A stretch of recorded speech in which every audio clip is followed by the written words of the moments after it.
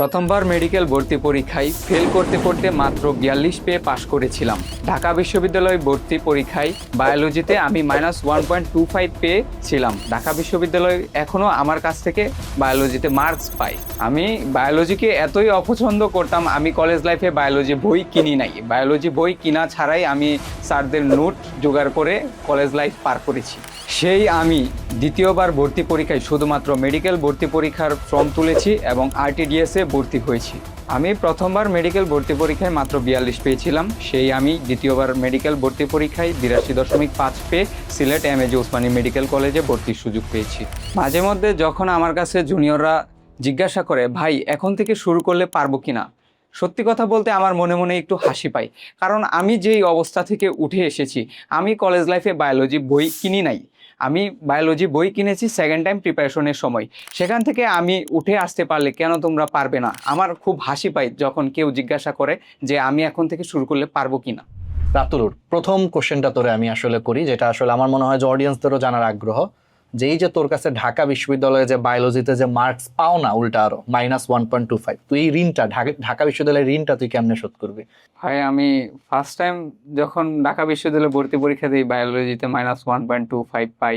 মানে ঢাকা বিশ্ববিদ্যালয় আমার থেকে 1.25 মার্কস এখনো পাই। তো আমি চিন্তা করেছি, যদি আল্লাহ তাআলা আমায় ভালো একজন ডাক্তার করেন, তো আমি ডাবিয়ান কারো কাছ থেকে আমার কোনো ফিস রাখবো না, তাদেরকে আমি ফ্রি চিকিৎসা দিব। তো এভাবেই আমি চিন্তা করেছি, তারা যেহেতু আমার থেকে মার্কস পায়, তো আমি এটার প্রতিদান দেব। আচ্ছা, এটা খুব চমৎকার একটা চিন্তা। আসলে সত্যি কথা, এত ম্যাচিউর চিন্তা মনে হয় আমার নিজেরও আসতো না আসলে তোর জায়গায় থাকলে। আচ্ছা, দ্বিতীয় যে পোর্শনটা, তুই তো এনডিসিতে আমারই জুনিয়র ছিলি কলেজে। তো নটরডেমে থাকার সময় আমি যতটুকু জানি, তুই আমাদের আরটিডিএসে যখন কোর্সে ছিলি, তুই বারবার হচ্ছে যে ইঞ্জিনিয়ারিং এর মনে হয় প্রিপারেশন, মানে তুই বলছিলি যে আগের বার তুই ইঞ্জিনিয়ারিং প্রিপারেশন নিছিলি। তো কি কারণে হঠাৎ করে সেকেন্ড টাইমে যে তুই বায়োলজি বই পর্যন্ত কিনিস নাই, মানে এইচএসসি তে থাকতে এতটাই বায়োলজি বিদ্বেষ ছিল মনের ভিতরে, কি মনে করে তুই সেকেন্ড টাইম প্রিপারেশন হঠাৎ করে হচ্ছে মানে মেডিকেলের দিকে চলে আসলি? আমি কখনো ডাক্তার হতে চাইতাম না ছোটবেলায়।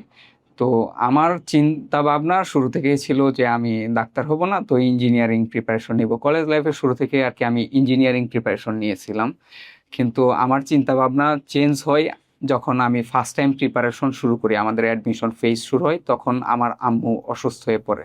তো আম্মুর অসুস্থতার সময় আমি তখন আম্মুর সাথে হাসপাতালে থাকি। আম্মুর অপারেশনের সময় যখন ওটিতে নিয়ে যাই, তখনই আর কি আমার লাইফটা 180 ডিগ্রি অ্যাঙ্গেলে চেঞ্জ হয়ে যায়। তখনই আমি নিজের ভিতরে একটা রিগ্রেট কাজ করা শুরু করে, যে আমি যদি ডাক্তার না হই তাহলে তো আমার আম্মু আব্বু অসুস্থ হবে, তখন আমার অনেক রিগ্রেট হবে। এই চিন্তা থেকেই আর কি আমার ইঞ্জিনিয়ারিং থেকে লাইফের গোল চেঞ্জ হয়ে ডাক্তারিতে আসা। তখন আমি আমার বায়োলজির এত বাজে অবস্থা, এত এত আমার খারাপ রেজাল্ট বায়োলজিতে, তো তখন আমার সাহস হয় নাই ফার্স্ট টাইমে ডিরেক্ট মেডিকেল প্রিপারেশন নেওয়ার। তো শুরুর দিকে আমি ইঞ্জিনিয়ারিং প্রিপারেশনই কন্টিনিউ করছিলাম, কিন্তু সেকেন্ড টাইমে তখন একটাই লক্ষ্য ছিল যে ডাক্তার হব, এবং সেজন্য আমি সেকেন্ড টাইমে শুধুমাত্র একটা ফর্মই তুলেছিলাম, মেডিকেল অ্যাডমিশন টেস্টের ফর্মই তুলেছি। আচ্ছা, তো একটা পিছনে একটা সুন্দর একটা ঘটনা। তো তুই যখন তাহলে শুরু করছিলি প্রিপারেশন নেওয়া, যেটা তুই বললি যে বায়োলজির অবস্থা খুব খারাপ, বইটা পর্যন্ত কিনিস নাই, যেটা তোর আসলে ঢাবি রেজাল্টও আমরা দেখছি পরে। তো তুই কিভাবে আসলে এই যে সেকেন্ড টাইম একটা মেডিকেল জার্নি, যেখানে মানুষ সাধারণত 2 বছর পরেও কিন্তু অনেকে চান্স পায় না, যে সে ফার্স্ট টাইমও মেডিকেল প্রিপারেশন, সেকেন্ড টাইমে মেডিকেল প্রিপারেশন, রেজাল্ট দেখা গেছে তার আসে নাই, সরকারি মেডিকেলে চান্স পায় নাই, সেই জায়গায় তুই সেকেন্ড টাইমে এত বিশাল গ্যাপ ছিল তোর বায়োলজির, সেইটা কিভাবে কাভার করে আবার এত ভালো মার্কস পেয়ে তুই সিলেট মেডিকেলে চান্স পেলি? তো সেকেন্ড টাইম জার্নিটা যদি একটু আমাদের সাথে শেয়ার করতি সবার উদ্দেশ্যে। হ্যাঁ, আমি মূলত সেকেন্ড টাইম জার্নি শুরু করি, প্রথমেই আমার লক্ষ্য একটাই ছিল যে আমি ডাক্তার হব, এর বাইরে আমি কিছু হব না। তো আমি এটাতেই ফোকাস দিয়েছিলাম। এর জন্য আমি কলেজ লাইফে বই কিনি নাই, বায়োলজি বই কিনি নাই। তো সেকেন্ড টাইমে এসে আমি বায়োলজি বইটা কিনে আমি শুরুতেই আরটিডিএস এর কোর্সে ভর্তি হয়ে গেছিলাম। ওইখান থেকেই আর কি আমার বায়োলজির যে দুর্বলতা ছিল, আমি রিজভি ভাই ক্লাস করেছিলাম, তো রিজভি ভাই ক্লাস করে আমি বায়োলজির দুর্বলতাটা মোটামুটি কাটাই। দুর্বলতা কাটানোর পর যেহেতু আমি ক্লাস করছি, ক্লাস মেডিকেল স্ট্যান্ডার্ড ছিল একেবারে, তো ওইখান থেকে আমি বুঝতে পারতাম যে মেডিকেলে আমার কোনটা লাগবে কোনটা লাগবে না, যেটা মেডিকেলে চান্স পাওয়ার জন্য সবচেয়ে বেশি গুরুত্বপূর্ণ। আপনি বললেন যে দুইবার প্রিপারেশন নিয়েছে কিন্তু চান্স পায় নাই, এদের মেজরিটি দেখা যায় এরা জানে না যে মেডিকেলে আমার কোনটা লাগবে কোনটা লাগবে না। আমি ক্লাস করার পর RTDS এ রেসবিভাবে ক্লাস করার পর বুঝতে পারতাম যে আমার এটা লাগবে এটা লাগবে না। এর জন্য আমার বায়োলজি একেবারে গুছানো ছিল। গোছানো থাকার কারণে আমি অল্প টাইম, অন্যদের তুলনায় অল্প টাইম পড়লেও আমার বায়োলজি প্রিপারেশন অনেক ভালো ছিল। তো এভাবে আর কি বায়োলজি আমার দুর্বলতাটা কাটে। আর যেহেতু ইঞ্জিনিয়ারিং থেকে ছিলাম, আমার ফিজিক্স কেমিস্ট্রি মোটামুটি ভালো নলেজ ছিল, কিন্তু যেহেতু মেডিকেলে ফুল সিলেবাস, তো ফুল সিলেবাসের ক্লাসগুলো আমি তুরাব ভাইয়ের ক্লাস করেছি, রাহাত ভাই আপনার ক্লাস করেছি। তো ক্লাস করে মোটামুটি আমার মেডিকেল প্রিপারেশনগুলা কন্টিনিউ করি। আর জিকে ইংলিশ আমার জন্য নতুন ছিল, কারণ আমি কলেজ লাইফে তো জিকে ইংলিশ পড়ি নাই। তো তখন জিকের জন্য জাদিদ ভাইয়ের ক্লাস করতাম।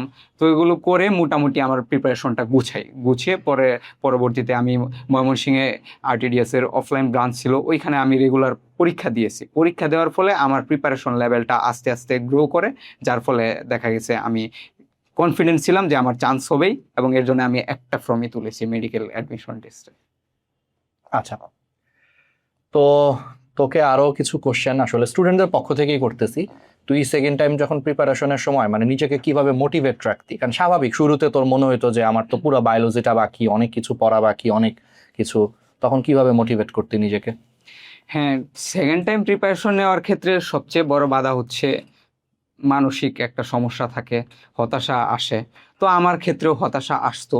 তো আমি হতাশা কাটানোর জন্য পড়ালেখা বাদ দিতাম না, এটা হচ্ছে মেইন কথা। আমি আমার হতাশা কাজ করলে আমি নিজেকে ব্রেক দিতাম, 10-15 মিনিট ব্রেক দিতাম, ব্রেক দিয়ে পরে আবার টেবিলে ব্যাক করতাম। তো শুরুর দিকে অনেক খারাপ লাগতো, আত্মীয় স্বজন অনেকে কথা শোনাইতো, বন্ধুরা ভালো ভালো জায়গায় চান্স পেয়েছে, আমি চান্স পাই নাই, তো এটা একটু খারাপ লাগবেই, স্বাভাবিক। তো খারাপ লাগলে শুরুর দিকে দেখা যায় তো অনেক ডিস্ট্রাক্টেড হয়ে পড়তাম। তো খারাপ লাগতেছে, মোবাইলে গেম খেলতাম, এর জন্য দেখা যায় তো আমার পড়ার টাইম অনেক কমে যাইতো। তো শেষ পর্যন্ত আমি আমার মোবাইল নিজ হাতে ভেঙে ফেলছিলাম। তো আমার একটা ট্যাব ছিল, ওই ট্যাবে শুধুমাত্র ইউটিউব ছিল আর টেলিগ্রাম ছিল, ওইখান থেকে RTDS এর আমি ক্লাস কন্টিনিউ করছি। তো এভাবেই আর কি নিজেকে পুশ করতাম, হতাশা থেকে যতটুক সম্ভব দূরে থাকার চেষ্টা করতাম।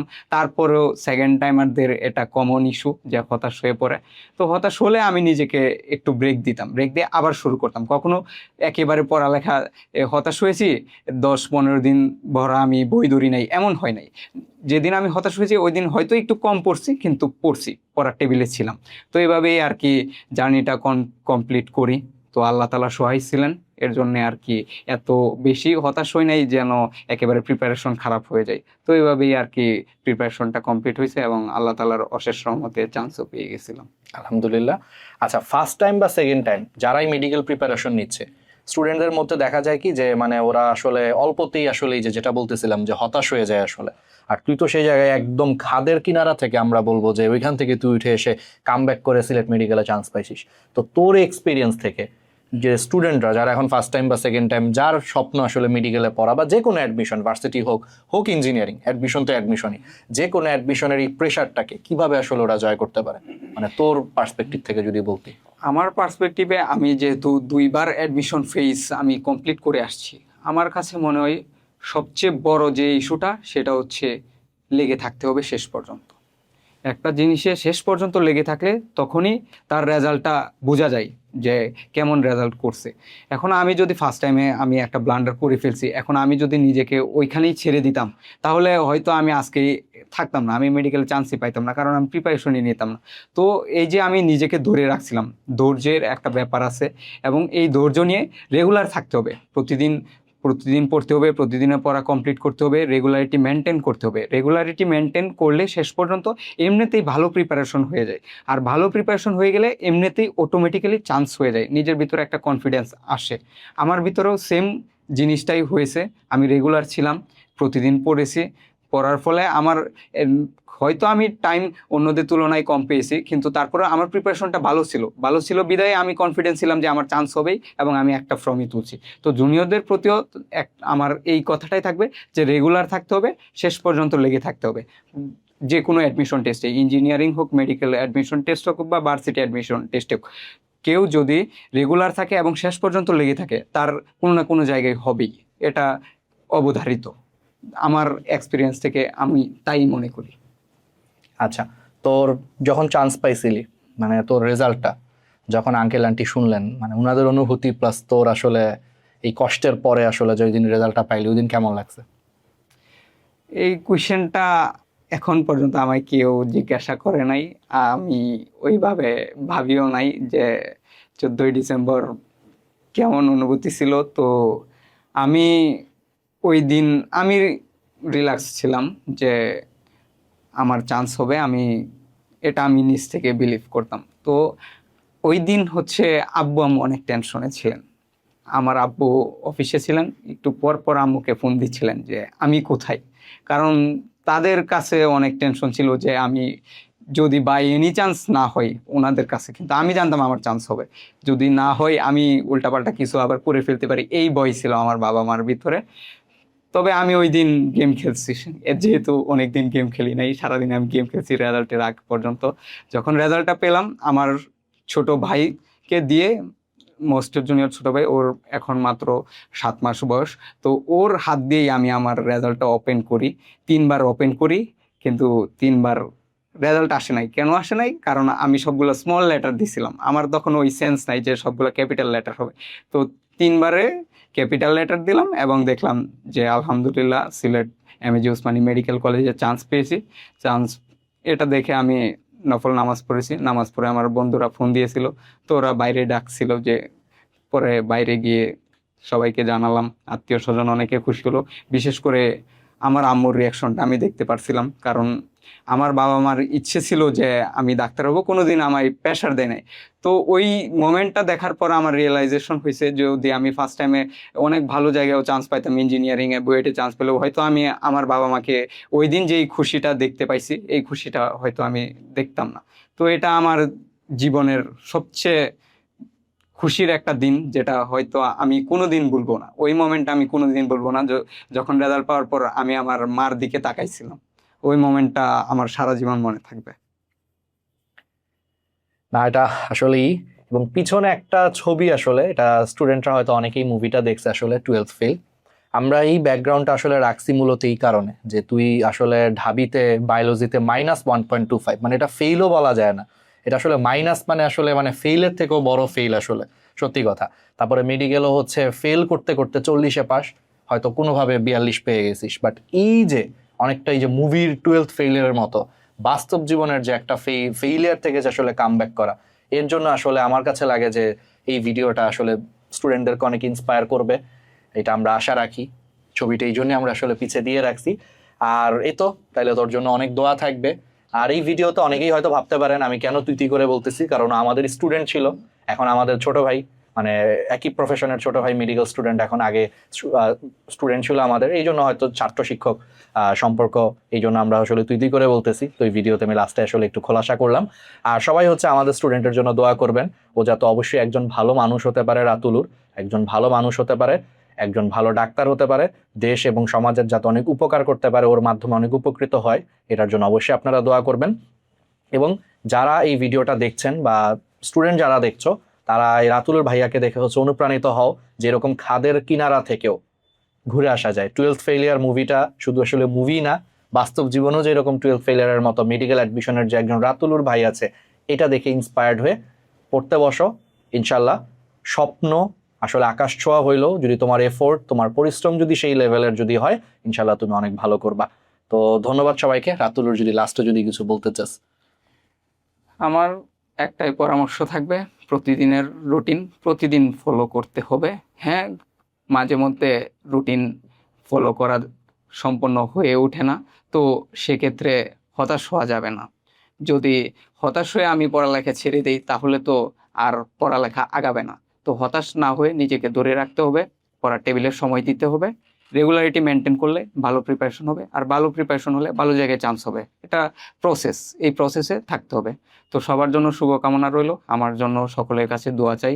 আমি যে উদ্দেশ্যে ডাক্তারি প্রফেশনে এসেছি, একজন ভালো ডাক্তার হতে পারি, মানুষের পাশে যেন থাকতে পারি, তো সকলের কাছে দোয়া চাই।